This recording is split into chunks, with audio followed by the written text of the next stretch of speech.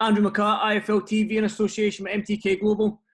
Delighted to be joined by Jack Catterall. Jack, we finally made it, mate. We're here. We're doing an interview. First and foremost, We've done it. How's things? All good, mate. Yeah, cracking on, doing what I can, but all good. How are you? It's likewise, mate. Just doing what I can. Been going on loads of road cycles and trying to keep fit, and that's it, really. It's busy outside. Everyone's cycling. Everyone's started running. It's amazing, eh? What's the weather been like where you are? Believe it or not, it's been nice. It's cloudy today, but the last few days has been absolutely amazing, nice and sunny. I know you've been out in the garden because you're building a pond or something, are you not? Building a pond. I've just ordered some Japanese koi for my pond. How big's the pond? It's about 4 meters long, 1 meter wide. It's about 5 foot deep. It's a big pond. That'll be interesting. Put it up on your Instagram, mate, so I can have a wee look at it. Yeah, I'll send you a picture. Good stuff. Should we talk boxing then? Yeah, let's get to it. Definitely. I've got to ask, mate, you're obviously with this pandemic going on and stuff like that and everything that's going on, how are you keeping fit? How are you staying match fit, so to speak? Are you doing that, going out running? Have you got a bag in the house and stuff like that? Yeah, I've been quite fortunate. Steve Wood from the VIP gym, he sold us a bag quite a few weeks ago, so I've drilled the punch bag up in the garage, been out on the push bike, been running, got some dumbbells, bit of circuits. I actually did a live workout for one of my girlfriends. She works for a big engineering company. All right. So I in the front room, that went down quite well, I think, the other day. Yeah, just been keeping fit. I know that once the shows do commence, I'm in prime position for some big fights, so I'm going to make sure that I'm staying ready as soon as we can get back in the gym, that I'm not chasing the fitness, I'm fit and ready, I can get to the sparring and get the work done. Are you wanting the big fight next? I mean, you haven't fought, I think it was November last year. By the time everything kicks off again, it might be July, August or whatever. Are you wanting a warm-up fight before you step into them big fights? Because it would have been a long time you're out the ring, been out the ring. Yeah, I'm under the impression I'm going to need to fight again. Things have not been ideal and I've been waiting a long time, but it is what it is. No mourning on my side. I think once it commences, we've got Ramirez Postal to take place. I bet they're both gutted as well. Their fight's been, well, has it been rescheduled? It won't have been rescheduled. I don't know, it was meant to be in China, then it was moved to LA, I think, and then it got cancelled out there. So it's been cancelled twice, and I don't think it's been rescheduled. So I think we've got to wait for that fight to happen. And then ultimately, after that's done, I get the winner. Well, let's talk about that then, because Umar done an interview with Ramirez 2 weeks ago. I done one with Josh a couple of days ago. Before we talk about what Josh said, I want to just talk about what Ramirez said, reference yourself being in the mandatory position. He said that you should take step-aside money, let him do the undisputed fight with Josh, give the fans what they want. I know you're laughing. Give the fans what they want, and then you can fight for the vacant belt. I mean, what's your thoughts on that? Of course, and I'd have probably said the same thing if I was in their position. I mean, a unification fight between them two is a big money fight. To fight me after he's boxed Postal, that's if he beats Postal, which I think we expect him to. It's not quite. It's not a unification fight. It's not going to get the numbers he'll want to be getting. So, but from a selfish point of view, unless they can pay ridiculous money to make me step aside, I've waited too long to be bribed to sit on the bench and where I want to fight. So that's what Josh said. I put it to Josh. I said, Josh, I mentioned what Ramirez said. I said, what's your thoughts on that? And your thoughts on Jack being mandatory for so long? He says, I feel for Jack. He says, if I was in Jack's position, I wouldn't take step aside money. There's no way you'd make me do it unless it's for a substantial amount and stuff like that. But he said he would. These guys are fighting a unification fight. There's millions of pounds in that fight. Unless they can come up with a sensible offer, I don't think I can be bought. I want to fight for a world title. I've been training since I was a young kid, and at this point now, and it's been like we were chasing Maurice Hooker. We didn't get the fight because of the unification fight. And then to be tried to be sidelined again for another unification fight, it's like, fuck's sake, how long is it going to be? I know. So, I'll have to see how it unfolds. Obviously, Josh has got a fight scheduled. Ramirez has got a fight scheduled. They've both got fights, so I'm sat waiting, but we'll get there. The thing is, Jack, are you one of these fighters that do you want to win the title off the champion, or do you not care how you win a world title, whether it be vacant or win it from the world champion? Which one would you prefer? Obviously, probably winning from a world champion, I would think. Of course, yeah. I mean, to get to the position to fight for a world title, I think it's took a lot of hard work anyway for anybody. But I think for me anyway, I'd rather take the belt from a champion and get the credit I deserve than fight for a vacant title where you could probably pick somebody in the top 5, top 10 of the WBO and kind of. I'd want to fight all the fights that I've had 12 or 14 domestic fights over the last couple of years, and I've beat everybody. I don't believe I think it's going to be these big fights that bring the best out of me, and I don't believe that the fights before that have done that. So I don't want to be fighting. Like, ideally, I'd want the Ramirez fight next, but because of the time period, I'm going to have to fight. But I need to test myself. I want to see how good I am with the likes of Josh Taylor, Ramirez, Postel, Prograis, Hooker. I want to fight all these guys and test myself. I've got to say, like, how much would it be? How much would they have to say, right, Jack? This is the amount we're giving you to step aside. Like, in your head, what are you thinking? Do you think it needs to be high 6 figures, even 7 figures? What are you thinking in your head for the step aside? Yeah, it's got to be £1 million. Definitely. There's like that unification fight between them two. It's going to generate a lot of money. So unless it's like £1 million, I wouldn't even entertain it. I need to fight for a world title. I want to get my world title. I mean, let's just presume all the cards fall in your place, Jack. Like, Ramirez beats Postel. He doesn't take the unification fight. You step up to your man's position, fight Ramirez, beat Ramirez, right? Then you're going to step in with somebody like Josh Taylor for an undisputed fight. I mean, you're talking maybe 3-4 fights down the line.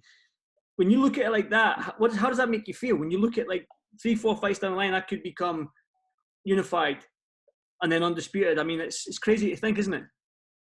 Of course, and this is what I've worked for. I'm under no illusion. Everything at the right time. It's like I don't get carried away thinking about, I could fight Ramirez and then unification with Josh, and then I could be the one going up to 47 and fighting the boys at 47 for the titles. I mean, that's all well and good. I've got to focus just every day, remain fit, get the contracts done, get everything in place, and just look after myself, and then build to them big fights. Selfishly, I would like to see you against Josh. That's a selfish point of view from me anyway. I mean, when you think of like Josh Taylor and what he's done, because he's obviously local, he's a Brit like yourself. How does that excite you, that fight with Josh Taylor, man? That's a fight for British fight fans to get their mouth watered in, isn't it? Of course, and sometimes I think I wish it were mandatory for one of his world titles, but the way it is, we've been on the WBO route.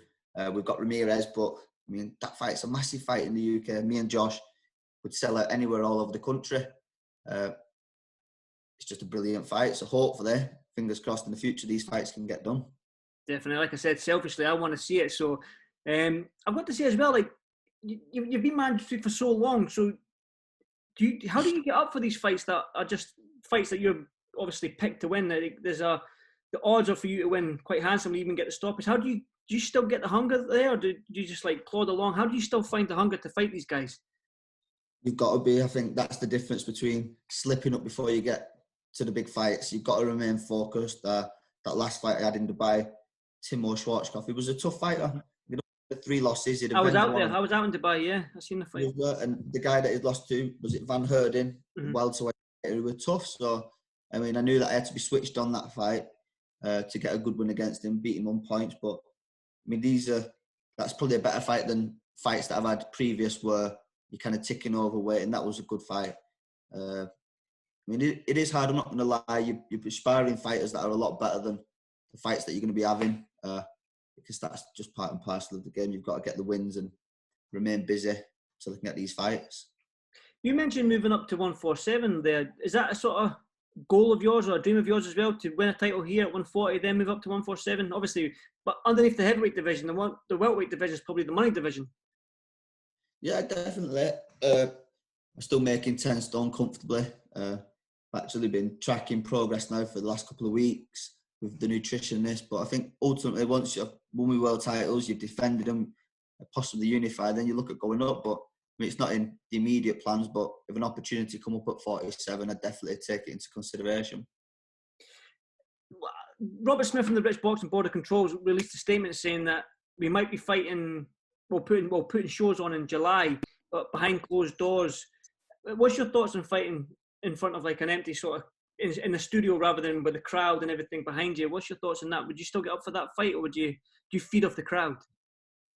Yeah, I got asked this the other day, and I just think if they're the circumstances, it's not ideal. You'd rather have all your fans there, family. End of the day, it don't matter. It's a fight, whether it's in the garden, ring with nobody there. If I'm still going to get my opportunity to fight for a world title and it can be broadcasted on the TV, then that'll do for me. Definitely, it will be quite awkward. Like it doesn't. I don't know how long this is going to take for this all falls into place. Like, but I mean, I've got to ask another thing. Your sort of training team. 1 minute, I just want to say, like, obviously I'm in a position where I've boxed on TV. I just feel sorry for the small hall shows. Like, how are they going to? No, definitely. That's what I mean. Like you starting out, and guys that are building, and there's not a lot of money in the shows, and it's not televised. It's going to be difficult. So, I mean, everybody in the whole world's been affected by it, but I'm going to feel for some of the fighters. You think it's going to end a lot of careers early. Well, that's the thing. You got a lot of fighters, especially fighters coming up. You were probably on this when you were coming up, a ticket deal. Like, you don't get a push, you're on a ticket deal. So selling tickets is how you make your money. Do you know what I mean? So that's going to be quite hard. Yeah, I just hope boxing can recover from it and these guys get to carry on their journey. Well, fingers crossed, because I hope they do. Because like I say, it's all us in the game. We love the sport. We love what we do, and hope it does recover and we can get back to doing what we love. I've got to mention as well, you've got your training sort of, your stable has changed a little bit. You've got Dave Allen coming along now to train with you. I mean, what's it going to be like with the big Dave? I mean, who's the ping pong champion in that stable of yours? Is it still Carl? Carl's still the champion of the ping pong. He's quite good, to be fair, so I don't think I'll be with him anytime soon. But it'll be interesting. I've met Dave only 3 or 4 times at boxing shows. Got on well with him, but yeah, I mean, I think he'll be a good fit for the gym, and looking forward to seeing him in some good fights in the future. Do you think Jamie's is the type of coach that could get the best out of Dave? I know he's been with like Dan Barker, he's been with other coaches, he's trained himself and stuff like that, but do you think he's fulfilled his potential, Dave, or do you think he's got more to give?